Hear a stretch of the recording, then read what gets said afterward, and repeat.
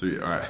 What's going on, guys? Brandon Harding here. Hope you're having a great day. In today's video, we're gonna be covering 7 things that I wish I knew when I was 15 years old and starting the gym. Things that would have made my journey from then at 15 till now at 22 years old a lot more seamless and easy, and probably would have enabled me to achieve my goal physique a lot sooner. So sit back, relax, and enjoy this video.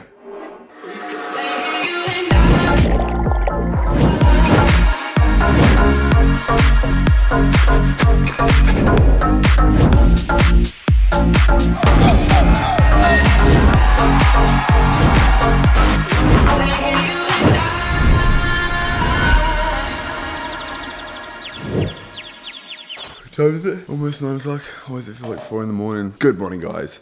Brandon Harding here. We are just about to leave to go do some fasted cardio. Weighed in this morning at 211.4 pounds. Previous day was 210.8 pounds, which is the lowest weight of this prep so far. For reference, I feel like I haven't told you what my goal weight is. I want to be 190 pound on stage, which is 21.4 pounds below. So even though we're losing weight pretty fast, we still have a long way to go. As you can see by my weight loss progression over the past 12 days, we have lost about 6 pounds. So I'm kind of glad that we are a little bit heavy this morning because I didn't want to drop too fast. I do want to be losing weight consistently, but just not too fast. So I'm kind of happy we're a little bit heavier this morning. When I'm a consistent 210 pounds, I am allowed a refeed and finish with a cheat meal, which is going to be I can't even explain to you guys how much I've been fantasizing about what I'm going to be having for my probably final cheat meal. It's going to be around 8 weeks out because we're 8.5 weeks out now, so hoping to be around 210 over the next 3 or 4 days on the weekend. And I cannot tell you, I lay in bed sometimes and I burst out laughing because I'm just like, I'm thinking about food. How ridiculous is this? It's kind of crazy. Yeah, refeed will be coming real soon. We're just making a pre-workout drink. Brittany has a pre-workout coffee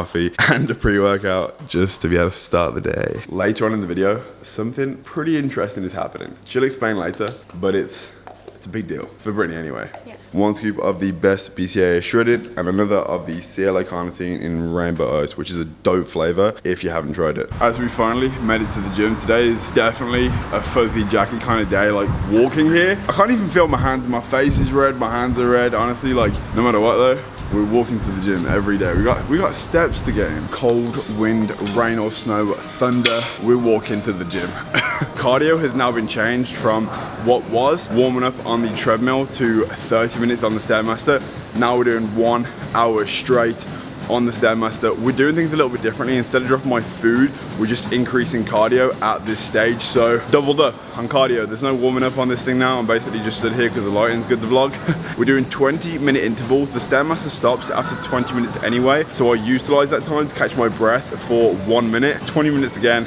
And then we're basically dead afterwards. I'm gonna take you through the ab workout for today, but first we got this. 1 hour later. Oh my God. The most cardio that I did at the end of my last prep was 40 minutes on the Stairmaster, then maybe like 20 minutes on the bike. I've never done an hour straight on the Stairmaster, and it takes you to a place like the first 20-minute interval. I don't listen to music purposely because I just like close my eyes and get into my own thoughts. The second interval of 20 minutes, I put my headphones on, I listen to music and everything. But the third interval, I need to listen to like motivational speeches. I'm not fucking leaving!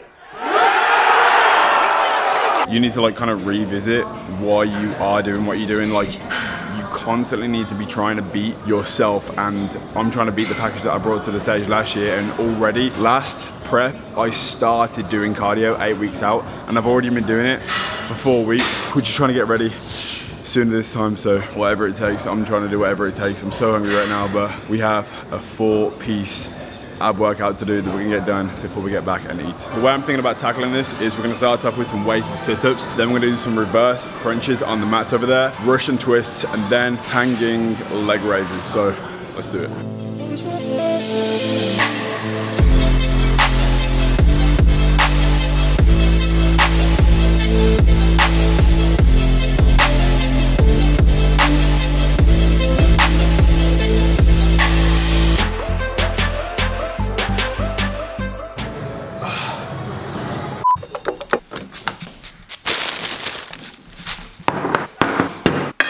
Alright guys, so just got back from abs, finished making some breakfast. It's honestly mind-blowing how much you can crave the same food that you eat every single day, just like oats, eggs, spinach, and kale. The simplest food. When you're that hungry, it's crazy how much you can crave those foods. Like Brittany was cooking some chicken when I got back from cardio yesterday, and the smell was so overwhelming, it smelled like a cheat meal.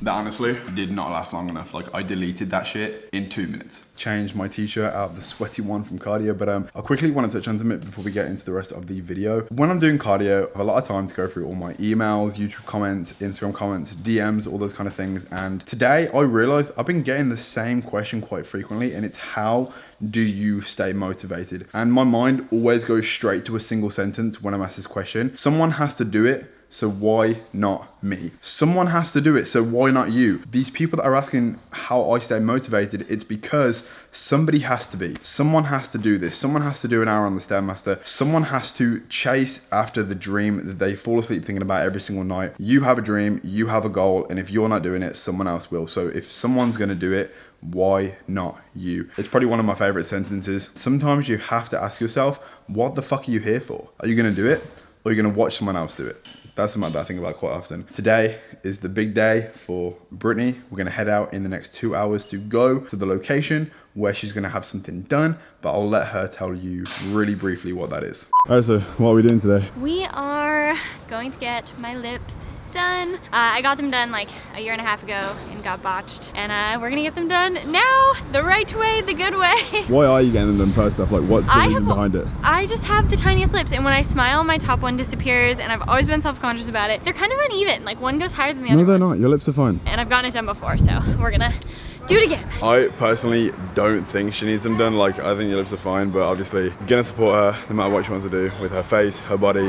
I do enough to my body, so it's only fair I let her do what she wants to do to her. Yeah, you know what I'm saying? Yeah.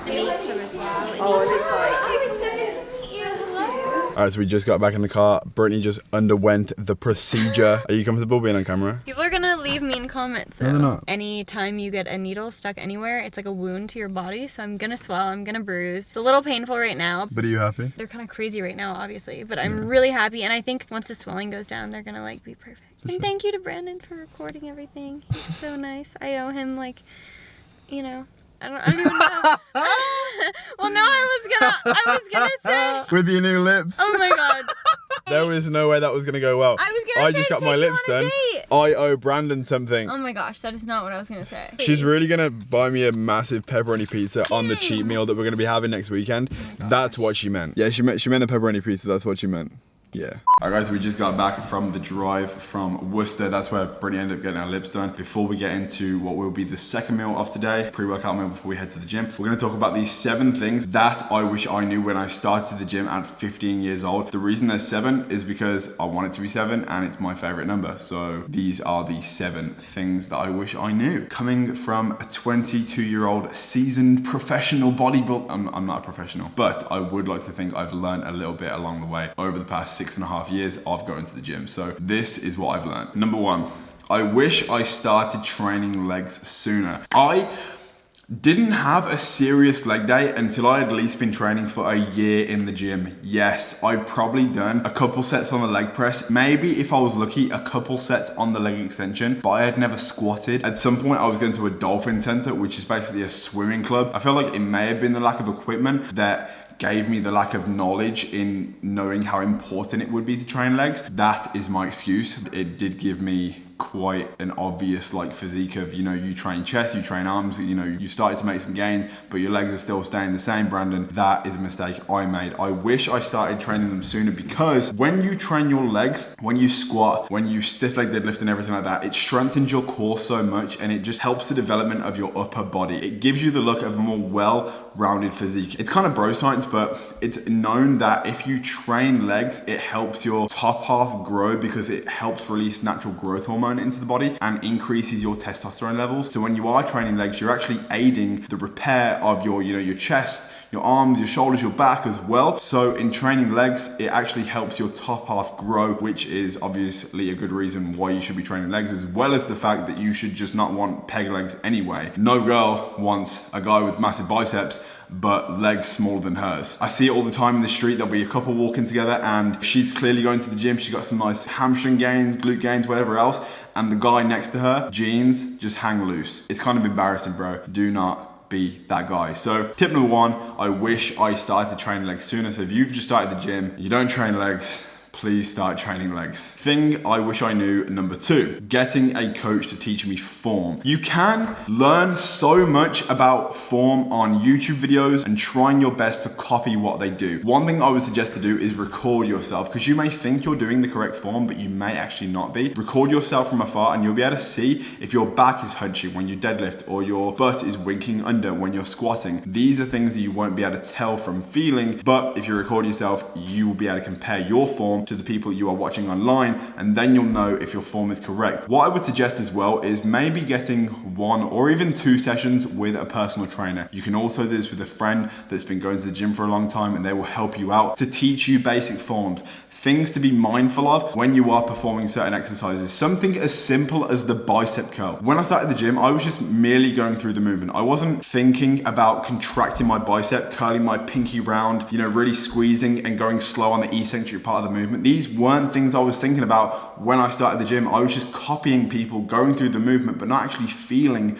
what I was doing. So getting a coach or getting involved with someone that's been going to the gym for a while, if you have no friends that lift, if you can't afford a personal trainer, find someone in the gym that looks like they have a well-seasoned physique, and 9 times out of 10, they're gonna be more than willing to help you out with, checking your form, all those kinds of things. So that leads me on to tip number 3, which is spotting a bad coach. I went for an experience when I was 17 years old. I wanted to compete in a bodybuilding competition. The coach himself, he clearly just wanted to make money from me because I was not in the position to compete. I clearly had to bulk up a little bit more, gain more muscle, because if I would have dieted down, I would have looked like a starved child that hadn't eaten in 3 years. If this was a good coach, he would have told me, Brandon, go away, put on some more muscle and come back to me when I have something to work with. But this guy, he was like, yeah, I can get you ready for a show. You're gonna do well. I'm gonna charge you £560, which is what I paid at 17 years old for him to give me a basic diet plan that wasn't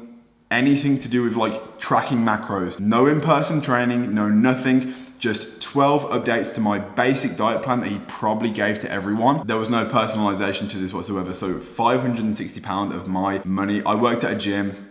I had no money. I saved it for this and I just gave it all away to be coached by someone that realistically had no idea what they were talking about. So in the beginning, I wish I knew how to spot a bad coach. I paid the price. £560 worth of that price. And I wish I knew that sooner. And a little tip on how to find a good coach, just ask around. Contact someone that is currently being coached by that coach and ask them little things. Are they good? How are they with check-ins? Do you think it's personalized? Just like ask the clients of the coach that you're thinking about working with, and they will tell you everything you need to know. Don't be afraid to do your research. You should do your research. It's your money that you have worked very hard to collect, and you're going to spend it on someone that you hope is going to bring out the best version of yourself. So, spend it wisely. Tip number 4 is the importance of counting macros. The only reason I say this is because when you know how to count macros, it's going to make your life so much more enjoyable and easy. Going to the gym is meant to be fun. Dieting is the hardest part, but it can also be very fun. You don't have to do the old school things these days. You don't have to just eat chicken, fish, rice, potato, and that is it. I'm not saying that when you count macros, if you know what your macros are, I'm not saying that you can save all your fat and carbs and just have a little bit of protein in the morning and save all that for like one meal on the nighttime so you can go and have a pizza or a burger. What I mean by this is you can have some fun with it. Let's just say you have 2 chicken and rice meals in the day. You could take a little bit of rice away from those meals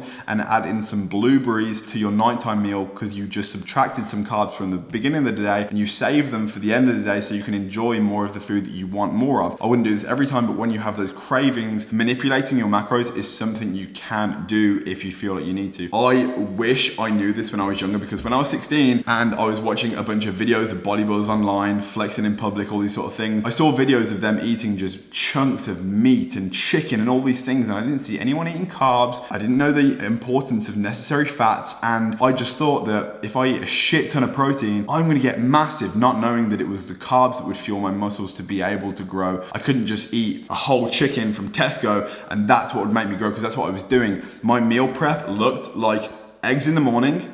I would have 3 meals of chicken, spinach. No rice, no pasta, no nothing. On the night time, I would have the meal that my mom would cook, which might be like, you know, like a tuna pasta or something. Those would be my only carbs that I would have after the gym. And then on the night time, I'd do something stupid like a Chicago Town pizza or just like anything. And the odd protein shake, and I thought that was what I needed. When I couldn't have been more wrong, that's not what to do. So I wish I knew the importance of macros, and getting in touch with the coach from the point that I said before, they will tell you what kind of macros you should be hitting if you want to bulk or if you want to cut.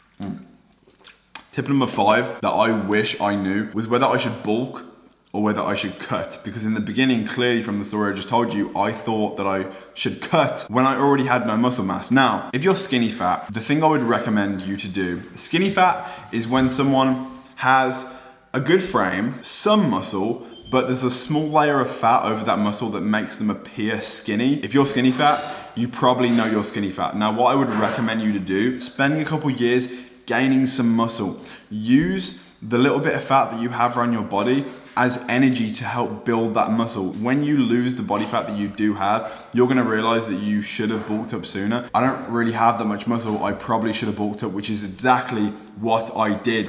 When I was 16, I ran a mini cut. I was skinny. My mom was like, Brandon, like, I thought you were going to the gym. You're actually losing weight. And this is because I didn't know about carbs.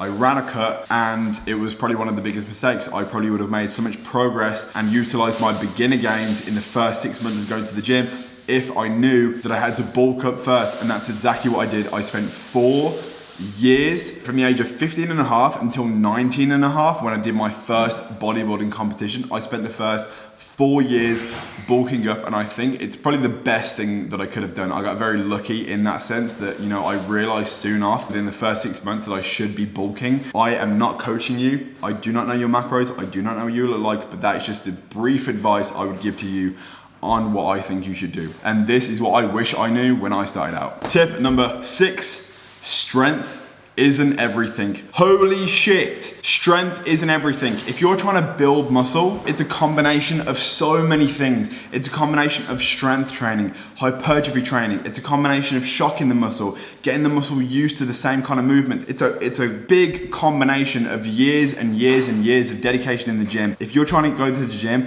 and just be the strongest guy, you just want to ego lift, you want to go to the gym and try and bicep curl the heaviest weight or squat the heaviest weight when you really have no experience, or deadlift an outrageous amount of weight but you really have not deadlifted that much in the past, I would spend time learning form, gradually increasing the weight, developing the muscles slowly. Do not expect to be the strongest guy overnight, and do not make that your primary goal from the get-go. Concentrate on being the best you can be and do not compare yourself to other people. Ego lifting, just get it out of your mind. That's all I have to say about this point, is do not be conscious of just being the strongest guy in the room. But yeah, tip number 6, strength isn't everything. Tip number 7, the final tip of the 7 tips that I wish I knew when I started the gym, and it's the only opinion that matters is your own. If you're 15 years old, 16 years old, and if your beginning is anything like mine, what I experienced was I was judged by friends, I was judged by my family.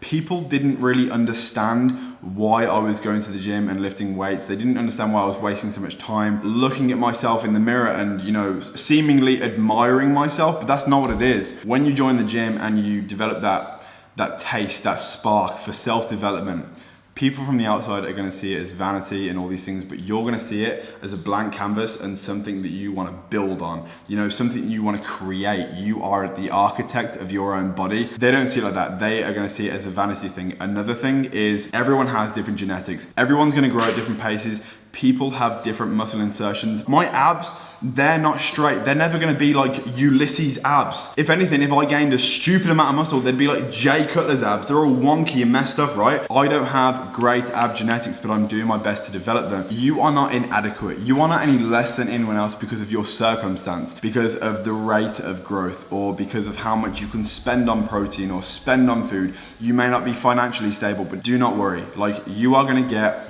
where you want to be if you dedicate a consistent amount of time and effort to that goal. As human beings, I don't believe there is anything more powerful than a human being, a man or a woman, that has one, patience, and two, that is willing to dedicate as much time as it takes to a goal. We look at the world around us, and everything that we can see has been achieved by men and women no smarter than us, and what they have, you can also have if you want it bad enough, if you're willing to put the work in. So do not compare your journey to anyone else's, because we're all going to achieve things at different paces.